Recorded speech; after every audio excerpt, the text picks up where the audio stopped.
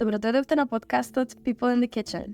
Јас сум Доротеа, во овој подкаст ќе се запознаеме со различни луѓе, зборуваме за нивните искуства и приказни во оваа куќа. Поминаа времиња и години, а сопственикот на оваа стара куќа обновува и се грижи за неа како вистински чувар. Можеме неговата посветеност кон овој дом да ја поврзиме со заштитата на македонската историја, идентитет и култура. Заедно ќе истражиме како ова место го одржува духот на Македонија и како преку нашата конверзација можеме да го истакнеме значењето на културата. Ви благодариме на вниманието, а сега уживајте. Okay.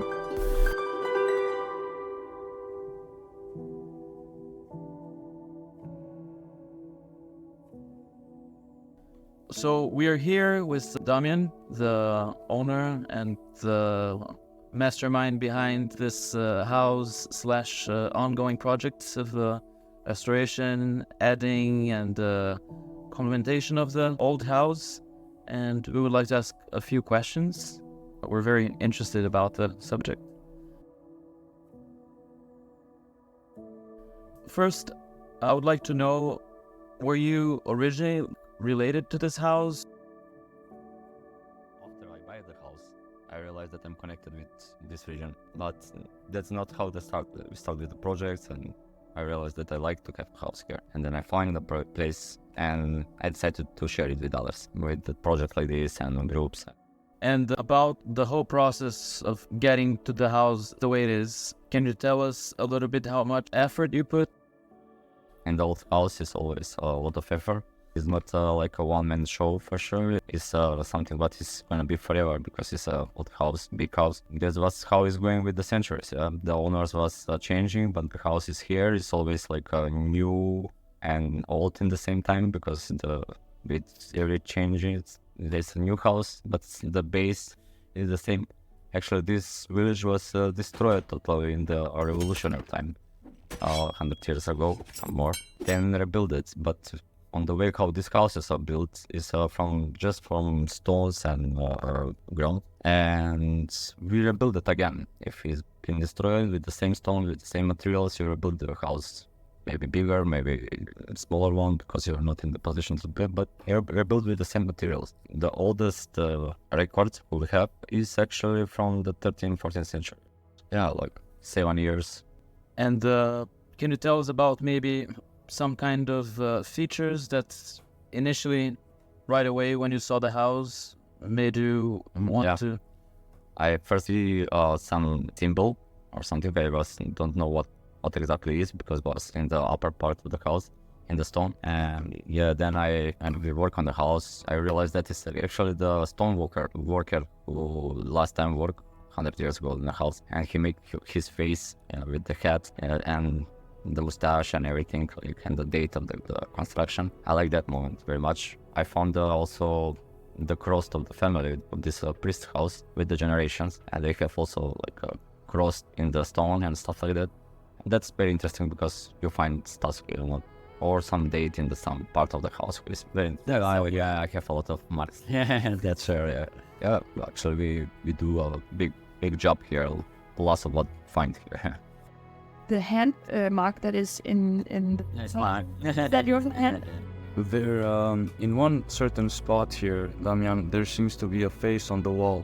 Now, tell me, are you related to the mob in this case, or is there some other history behind the face? Yeah, it's the main insight in the wall.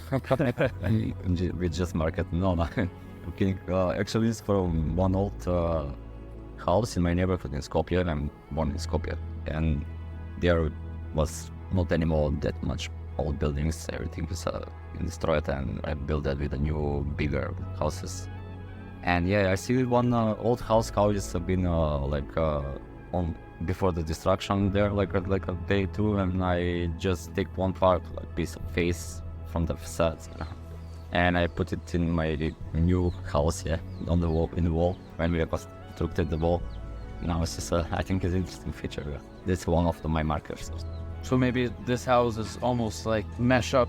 It's a mosaic, like puzzle. And what role do you see this old house being rebuilt like this in the context of the village? Do you think it inspires people? Yeah. Now also, but from always this house have very important role. Yeah. In this village because it's a priest house, and the priest in the past was many things. You know, there you go to learn to read. You go there when you are sick. You go there when your family is not in a good condition to survive here, to try and find a help and stuff like that. And yeah, because the priests who live in this house were very good educated, not just theologically. They finish faculties around in Europe about biology, about the botanics, medicine, and huge horizon of knowledge and stuff. And actually the smaller house, who you can see from the yard, is the place they bring the ill people to give him help, you know, they know a lot of plants and stuff like that, like old school medicine, yeah. But plus was educated doctor. And yeah, there was like a couple of generations of son who become a priest, and son, and then the last name of the family is Popovsky, what is mean the priest ones. The people always come in the house, the elders, seeing how I bring a life in the house again. And they're so happy because they have many memories. Like I learned to read here. Like I was 1 week here when I was sick or stuff like that. But it's always some story. I remember this room like this and that was like that, and I live these stories like all the time. I like it, and that's the part of the house.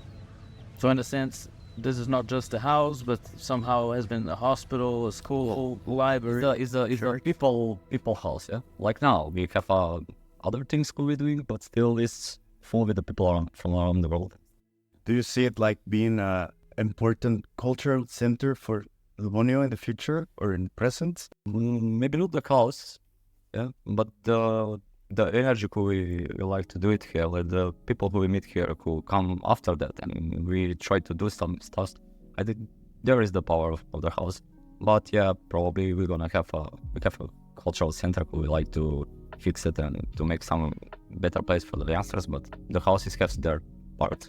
I can see, Damian, that in this house, you took it, however, you gave this sense of your own. As you said, with the face, with the hand, and we can all see these beautiful swords, telescopes, one of the swords that I'm actually obsessed with. So, how did you find your creativity in this house? How was it that you decided to make it your own? I can see that you've put a lot of things that you like about yourself in here. I have 2 famous rooms in my younger age. I like all people from the town come, because it was very small room, like maybe 10 square meters, but was full with stuff, like from the nail till now, like everything, with all the books, old stuff, and anything. Maybe 1 square meter to move, and find your position to sit, but everything in order, people water, and then we make this side change this, make some bigger space, not the room, but the stuff in it, you know, just see what is for keeping, what for not. And then this room become again like that, you know, and I realized that I need space. Because I like those stuff, like to use the old stuff for the new purposes, just to put the energy of the memory of people who is not here, and or memory of the time who we not can see it anymore because it behind us. And this house just give me a space for that, and plus the inspiration, because the building is phenomenal. It's old building, like stone walls of 1 meter thick. And it's now I'm like, did I have enough space? Like, again. That's, yeah. I believe that there was a really good space. The thing with the house is how I felt when I first came. So it feels like you're constantly on an adventure. You know, Sure. there are so many things, and you're constantly finding things. You're constantly going from one place to another. It really feels homey, you know, like a cozy vibe. And I think that's amazing what you've done with the place. Plus, they have some labyrinth vibe, man. Correct. For me, sorry, it's like a mystery because I'm really curious. So I was like opening little doors and boxes. I think there's one box in our room that has like your toys. Those are toys like some little Ferraris and like random stuff. And also, I think the accordion, which is actually our official podcast instrument, that's your childhood. Yeah, my first birthday present. Yes, it's really mysterious. So, Damian, I understand that in this house you've had a lot of people, you've had projects, you've had many people, and you've done a lot of projects, correct, of Erasmus here. So, I wanted to ask you, what is the most beautiful comment or a compliment that you've got about the house? Usually are good comments. Yeah, always. If the people like the vibe in the house. Was one Portuguese also girl who comment on me like, Damian, this house is very fancy and stuff. So, yeah, I look at the house like a fancy, yeah. And they say like, oh, yeah, maybe one day if I do some stuff here, like more. I say, no, I'm serious like this. It's really fancy house. I say, how do you think, like on what way, you know? And actually the girl was in that business with renting the properties and stuff. With her mother, they have a house with a huge garden and stuff, and they rent it for people. And yeah, that she told me that the people who take the most of the money for worth how she work, is the people with houses like me, the old houses, yeah, who have a bit patina on him, and it's perfect, everything. And that was interesting part, but yeah, I not can choose one thing because the people always come and say good things for the house. Then I know them. I also enjoy it. I'm also guest here. Like I am the house, but still I'm guest. Like after me, I hope it's gonna be another guy when I be here or woman. What like the most complaints you've got, or Just one. only one? I think that's just one. One time, it's a Latvian girl. Not about the house, but she was cold, and he asked me for a heating device in the middle of summer in Macedonia. It's like plus 50. It's like a funny moment, not complaining. But yeah, I don't have some negatives, like I cannot great. And how do you feel that the presence of exchange participants bring to the house? Different insights or... With Brazilian, Mexicans, then Yeah, I think it's more like random trips because the people choose to come. We not choose it, or the organizations of these countries that take their part.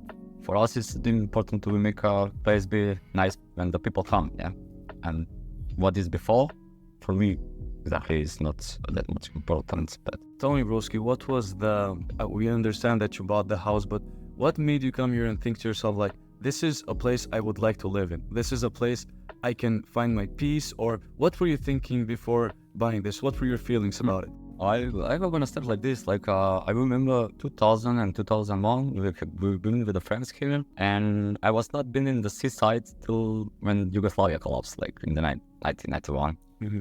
And because I was like 1 month on the seaside every summer with my parents, I was really sad with this thing that we don't go anymore, you know. And we get in this lake with our friends from the neighborhoods. Like we have been teenagers that we've been here like 10 days, and other groups stay here, and we must go on the seaside for the first time after 10 years. And we're so happy that we go on the seaside. And we get finally there, it's suffocate. Like from the air, from the saltiness of the water from here. I said, let's go back in Prespa, like what the fuck we mean.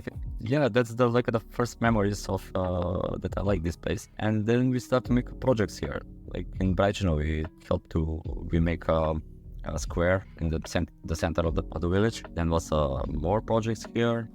And then I say I'm gonna have house here for sure. Just was the time when and which house is gonna be. And when I get what I ask for, yeah, I jump in that. And how is it? Because when we're walking around, it's not like we see signs for sale or not. No, you not can. Like for example, all of these houses have many owners. You know, there's all houses in this village where the people go to work around the world, and usually one house have 5 owners. One is in Australia, the other in Canada, the third no one know where is, and stuff like that. And that's also part of the magic, yeah. You must meet the family tree of the owners, who, where to go, when, who made it, someone, and then you're married with someone, and then try to find a phone from this guy and stuff like that. And it's a process. It's a process like last year I buy this. Yeah, it's like that.